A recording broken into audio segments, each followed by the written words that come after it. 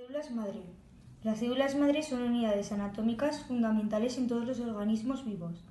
Son microscópicas y están formadas por citoplasma, uno o más núcleos y una membrana que las rodea. Son proveedoras de nuevas células y se dividen para reproducir otro tipo de células o simplemente más de ellas mismas para especializarse. Y son las responsables de mantener nuestros cuerpos en funcionamiento cada día. Tipos de células madre según su origen. Hay 4 tipos. Células madre embrionarias.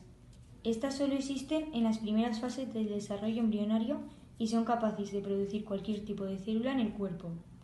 Bajo las condiciones adecuadas, estas células conservan la capacidad de dividir y hacer copias de sí mismas indefinidamente. Células madre germinales. Son células madre embrionarias pluripotentes, que se derivan de los esbozos gonadales del embrión.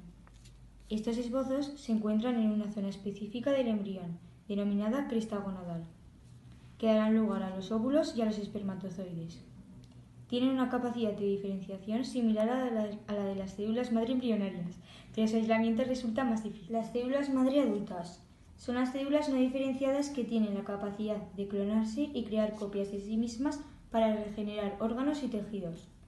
Las células madre adultas más conocidas son las hematopoyéticas, que se encuentran tanto en la médula ósea como en el cordón umbilical del bebé. Células pluripotentes inducidas.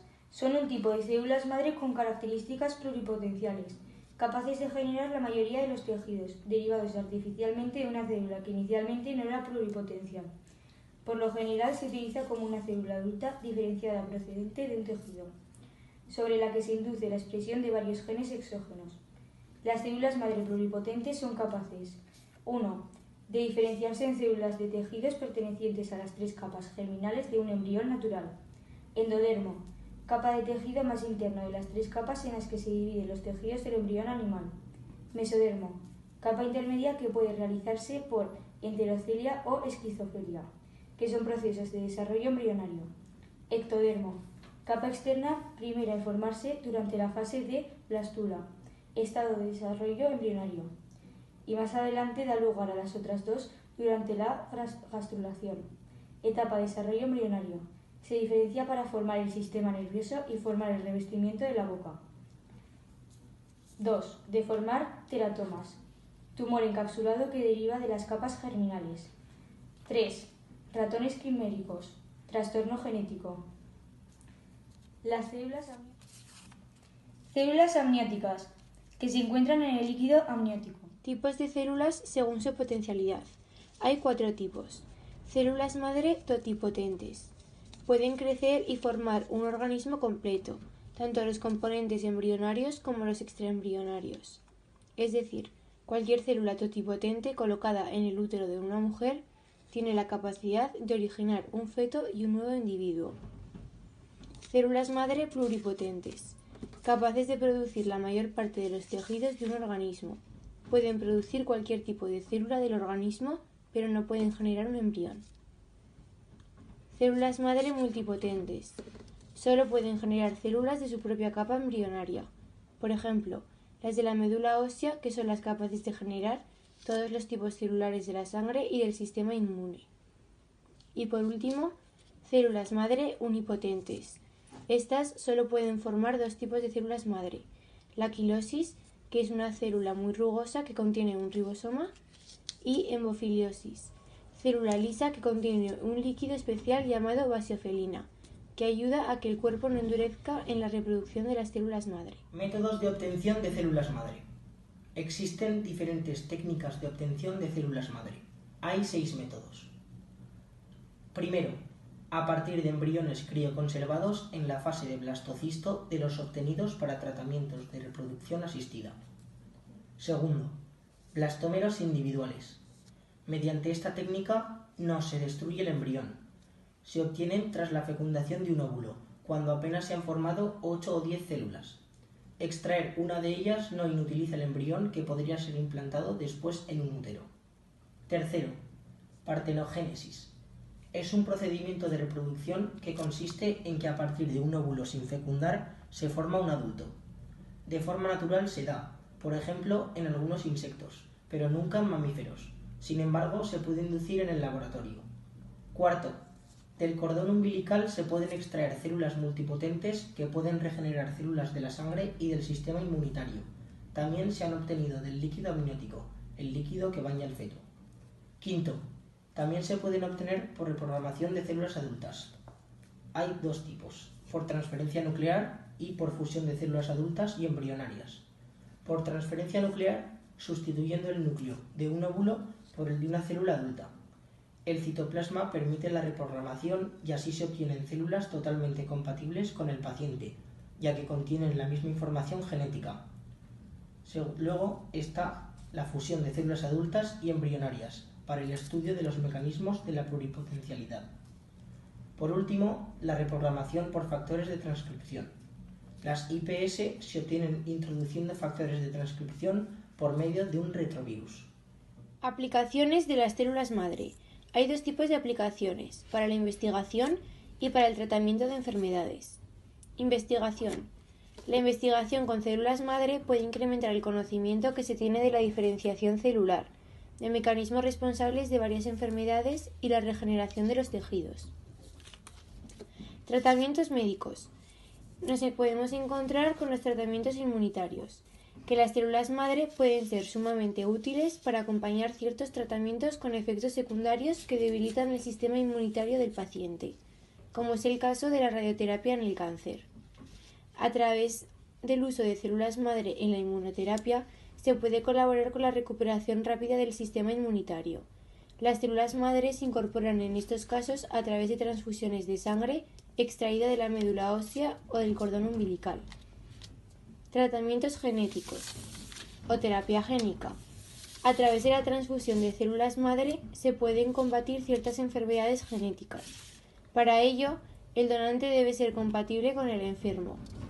Este trasplante se utiliza sobre todo en la gestación in vitro, para contrarrestar o corregir una mutación. Tratamientos regenerativos o medicina regenerativa. En este caso, las células madre ayudan a la formación de nuevos tejidos u órganos. Los usos más empleados de las células madre en medicina se encuentran en la regeneración de piel que ha sido dañada por lesiones o quemaduras. También se utiliza para regenerar tejidos del sistema coronario o nervios de la médula espinal. ¿Las células madre son importantes para la salud? Cuando se lesiona o enferma, las células se dañan o mueren. Cuando esto sucede, las células madre se activan. Las células madre tienen la tarea de reparar los tejidos dañados y sustituir las células que mueren rutinariamente. De esta manera, las células madre nos mantienen sanos e impiden el envejecimiento prematuro. Las células madre son como nuestro propio ejército de médicos microscópicos. ¿Qué nos depara el futuro y cómo podría cambiar la atención médica si se incorporan las células madre a la terapia cotidiana? Debido a que por naturaleza las células madre tienen la tarea de reemplazar las células viejas o enfermas, los científicos han concebido la idea de utilizar las células madre como terapia para una amplia variedad de condiciones médicas.